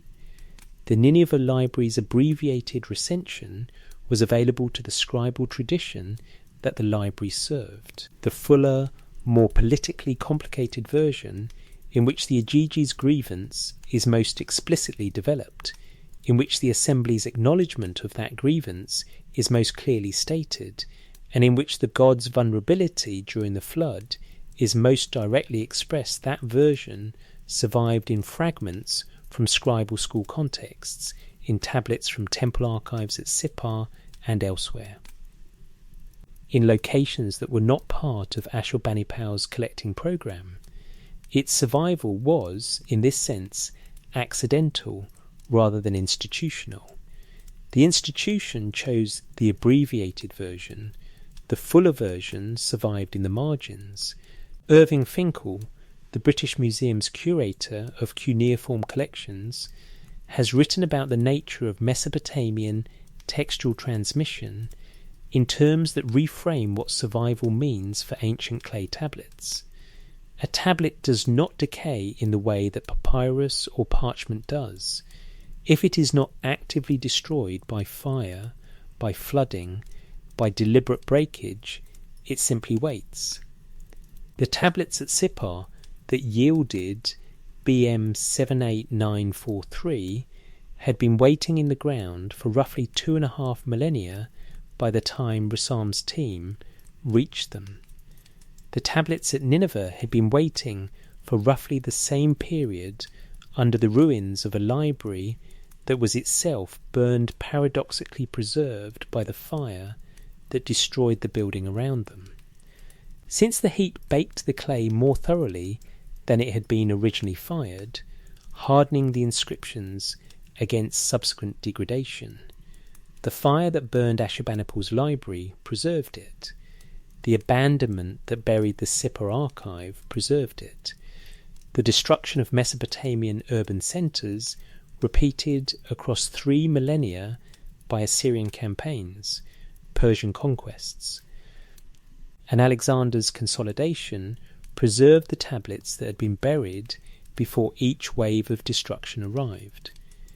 The ancient world's cuneiform record survived not because anyone protected it, but because clay is extraordinarily durable when it is underground and no one is actively trying to find it. What this means for the Atrahasis is that the question of what was suppressed and what survived accidentally is harder to resolve than it initially appears. The fuller version of the Atrahasis was not in the Royal Library, but the Royal Library was burned. The fuller version was in scribal school archives and temple collections that were not part of any king's deliberate curatorial programme. Those archives were abandoned and buried. Both categories of text the institutionally curated and the marginally preserved reached the 19th century excavators through the same mechanism, rubble, time, and the durability of baked clay. The selection that the Neo-Assyrian library made between the abbreviated and the fuller version is a real selection, and its consequences are real. But the selection did not determine what survived. It only determined what was, for a few centuries, considered authoritative. The tablets made their own decisions about the long run, as tablets do, by simply not rotting. The number in the ground the Earth 3 administrative texts that document the human Corv labour system, the same system that the Atrahasis' divine narrative mirrors, are among the largest and most precisely detailed administrative archives to have survived from the ancient world.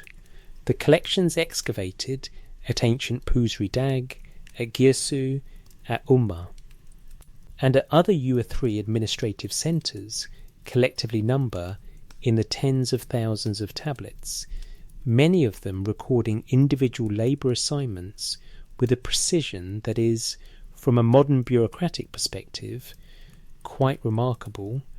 Worker's name, assignment, ration allocation, days completed, overseer's seal. Pieter Steinkeller's decades of work on the Year 3 labour system established that the Corv obligations, the Ilku, and related compelled service requirements fell with particular weight on the lowest levels of the administrative hierarchy, the dependent workers, the semi-free labourers, the people whose relationship to the state was one of obligation rather than negotiated service. These are the people who dug the canals and maintained the irrigation systems. These are the people whose labour is theologically represented in the Atrahasis by the work that the Igigi performed before humanity was created to replace them. The precision of the Year 3 administrative record creates an interesting evidentiary asymmetry. We know from cuneiform clay the names of thousands of individual human workers who maintained the canals of southern Mesopotamia in the 3rd millennium BC. We know their rations. We know their assignments. We know, in some cases, when they failed to appear, and what the administrative consequence was. We do not know what they thought about their situation. We do not know whether they heard versions of the stories that would eventually be formalized in the Atrahasis, or whether those stories shaped how they understood the work they were required to do. The administrative record and the literary record document the same labour system from different angles, and the angles do not meet in a way that allows us to access the experience of the person in the gap between them. What the literary record does is provide a theological frame for a labour obligation that the administrative record documents in purely transactional terms. In that theological frame, the human worker is performing the work that the gods performed before them, work that the gods found excessive, that produced a rebellion, that the gods themselves formally acknowledged was too much.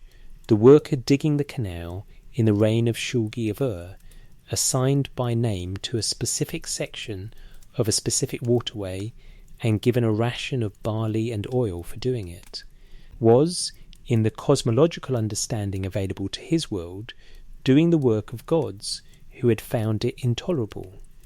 Whether that knowledge, if it was knowledge, if the labour theology of the Atrahasis tradition was available to the workers it described, was comforting or infuriating or simply part of the background of the world, is a question the texts cannot answer. The administrative tablets do not record the workers' opinions of the theological justification for their obligations. The literary tablets do not record the names of the workers whose situation they were explaining. The gap between them is where actual human experience lived, and it is not recoverable from the clay.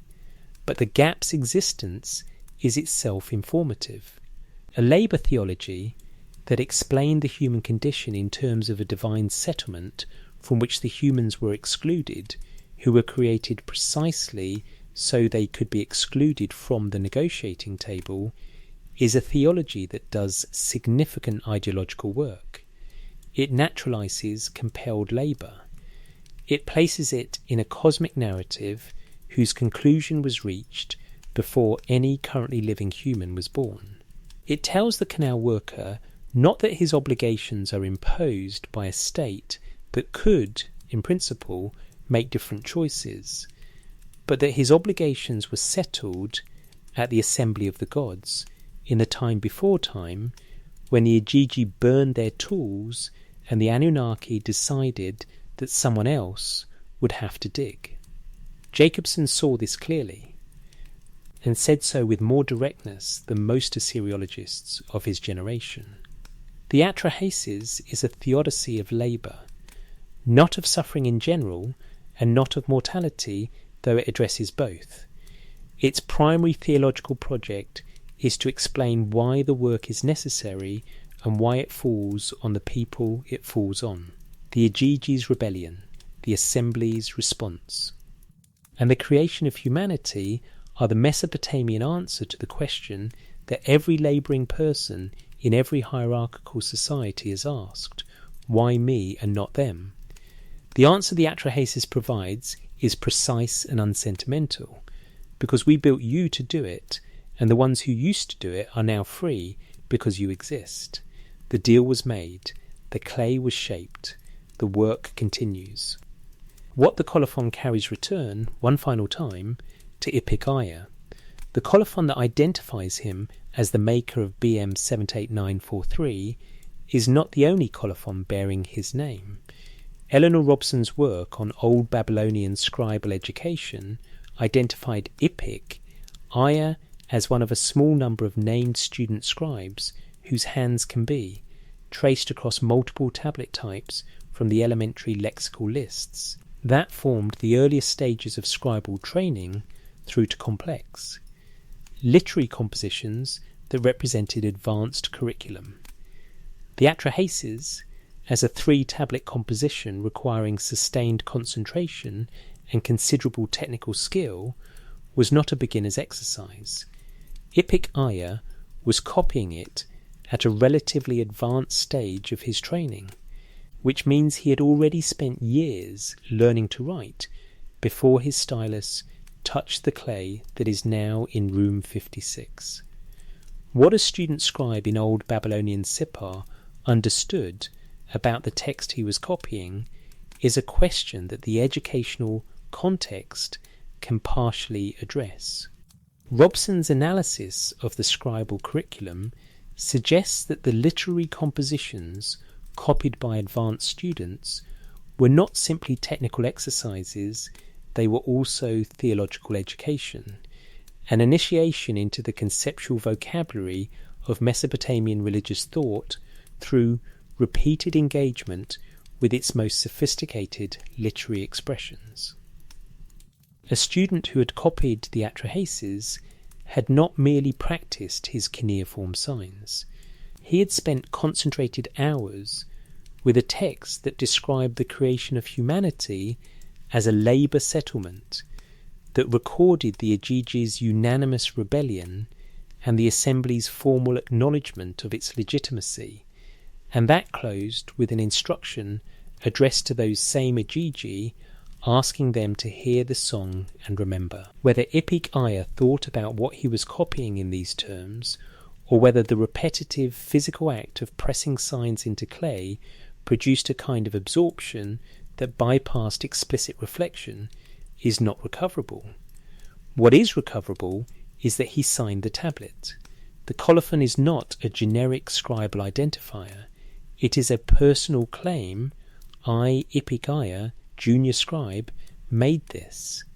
In a tradition where scribes were generally anonymous, where the administrative tablets that record thousands of individual workers rarely name the scribe who inscribed them, the literary colophon is an assertion of authorship that the scribal schools evidently encouraged for. The compositions that formed the literary curriculum. The junior scribe signed the creation text. He pressed his name into the same clay that carries the record of the Igigi's rebellion and the assembly's settlement and the instruction to the gods to remember what was agreed. And then the tablet was placed somewhere in Sippar, perhaps in the temple archive, perhaps in the school collection, perhaps in a private library, and it was buried. And it waited, and Hormuzd Rassam's team found it. And it went to London, and it has been in room 56 for more than a century now, where the oblique light still finds the groove that the stylus returned to deepen, because the line had not gone far enough the first time. The decision in the clay. This must be clearer. Whatever is written here should not disappear. The flood they could not finish one aspect of the Atrahasis flood narrative that receives less attention than its dramatic surface warrants is the question of what happens immediately after it ends. The flood recedes. Atrahasis opens the hatch of the boat. He looks out at a world in which, as far as he can determine, he and whoever was aboard with him are the only humans alive. The text does not record his reaction to this no grief, no relief, no inventory of what has been lost. It records instead that he builds an altar and makes a sacrifice, and that the gods, who have been in their positions of heavenly waiting for the duration of the flood, smell the sacrifice and gather over it like flies. The fly simile is not incidental. It is the single most concentrated image of divine vulnerability in the Atrahasis text, and it survived into the Gilgamesh adaptation despite that adaptation's systematic removal of other vulnerable imagery, presumably because it was too structurally embedded in the flood narrative's conclusion to remove without damaging the sequence. The gods descend to the smell of sacrifice like flies descend to food. The image does not permit a reading in which the gods are dignified, remote, or fully in control of their own needs. They are drawn downward by hunger toward the one source of nourishment that still exists in the world they have just flooded. Enlil arrives after the others. He had not been informed that Atrahasis would be building a boat.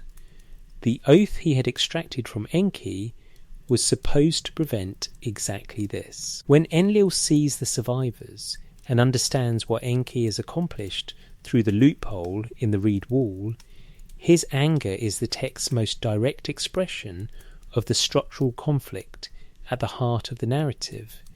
The god who most wanted humanity eliminated confronting the god who most required humanity's survival over the body of the one human who has made both of their needs visible simultaneously. Enki's defence to Enlil in this scene is the one that has occupied me more than most passages in the text. He does not argue that humanity deserved to survive. He does not invoke the assembly's original decree. He makes instead a practical argument: the sinner should bear his sin, and the transgressor should bear his transgression, but do not cut off everything. Do not let everything be destroyed. He proposes alternatives to complete elimination. Let there be a she-demon to snatch babies. Let there be a demon to diminish the population naturally. Let there be barrenness among women. The post-flood settlement is not a restoration of the pre-flood arrangement. It is a renegotiation quieter and less formally convened than the original, conducted between two gods over a sacrifice that the flies are still circling, in the ruins of a world that one of the gods just tried to end and the other just managed to preserve.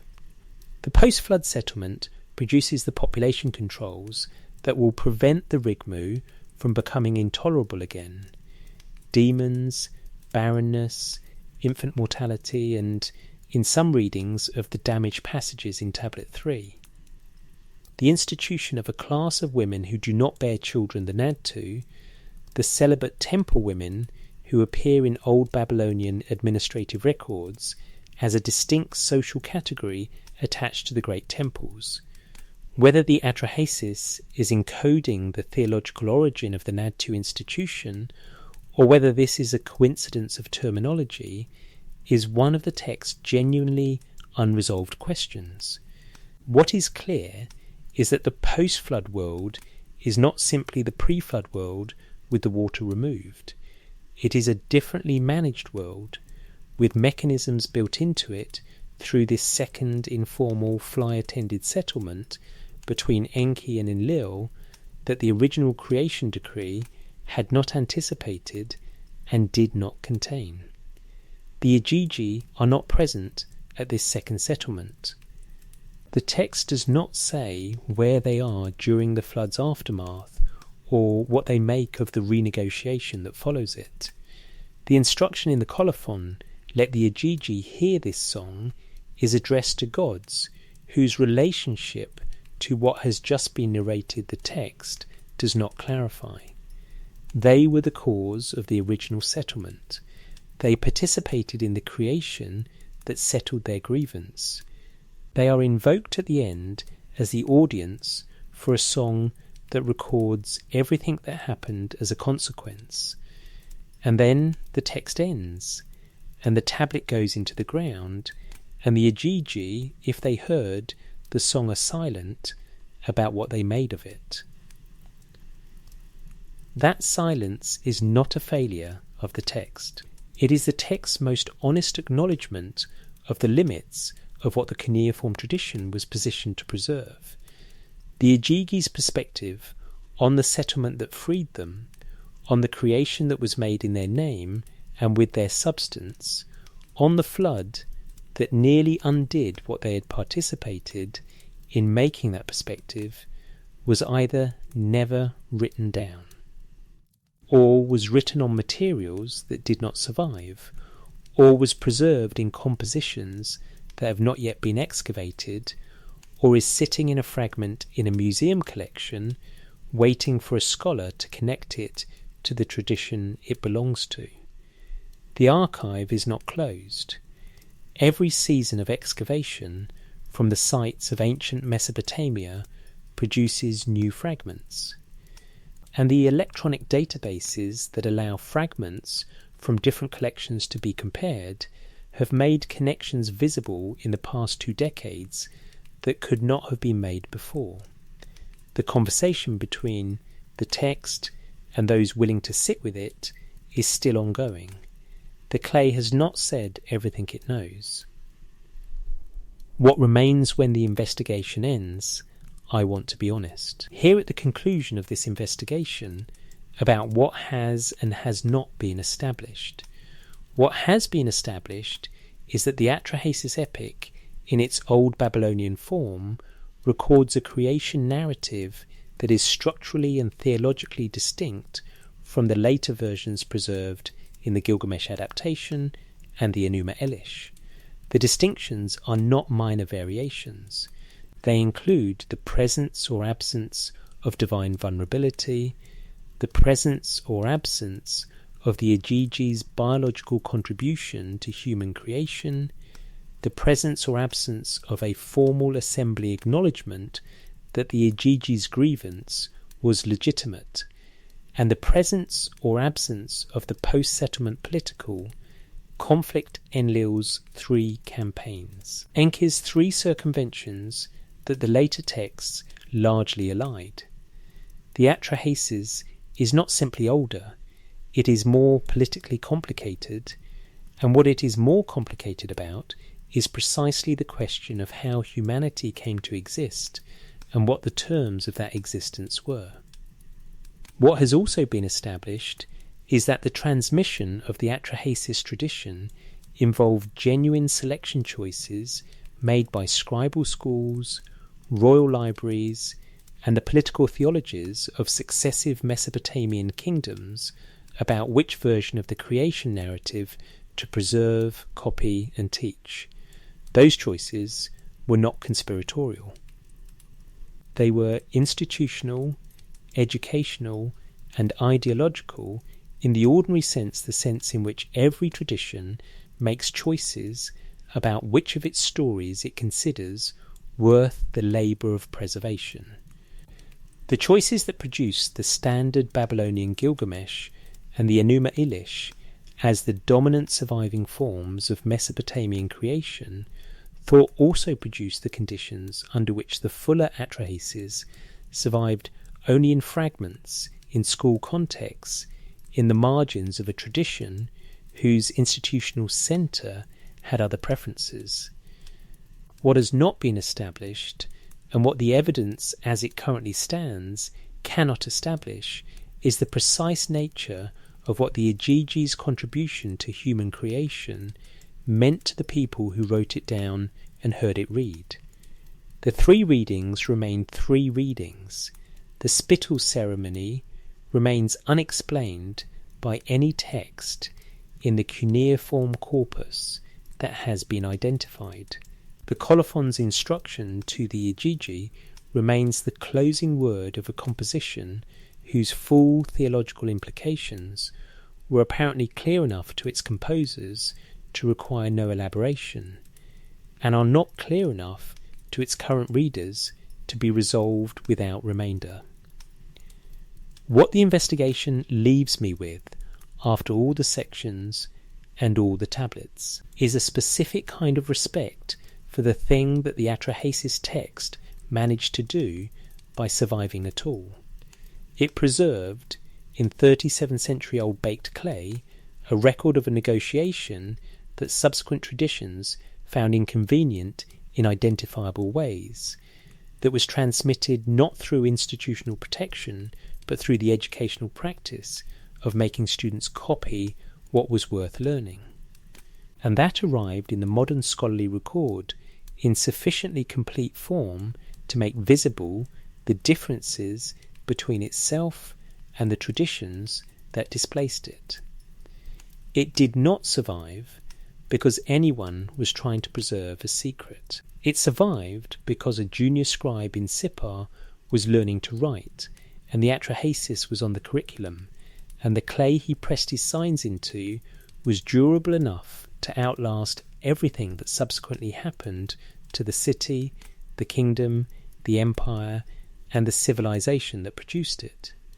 The investigation ends where the text ends, with the instruction to the Igigi to hear the song and remember. What the Igigi made of that instruction across the 37 centuries since it was pressed into clay in the middle watch of a night in old Babylonian Sippar is the question that the clay poses and cannot answer. It can only carry the asking forward under oblique light in a room in London for anyone willing to stand in front of the case and look at what the shadows are still doing. The stylus marks are still sharp enough to cast them. Whatever you do with what you have just heard, whether you return to it, or argue with it, or set it down and let it settle in the way that old questions do, when they have been properly asked, the text has done what it was copied to do. It has been heard. And the line, pressed a second time into the clay so it would not disappear, has not disappeared. That is, given everything, more than enough.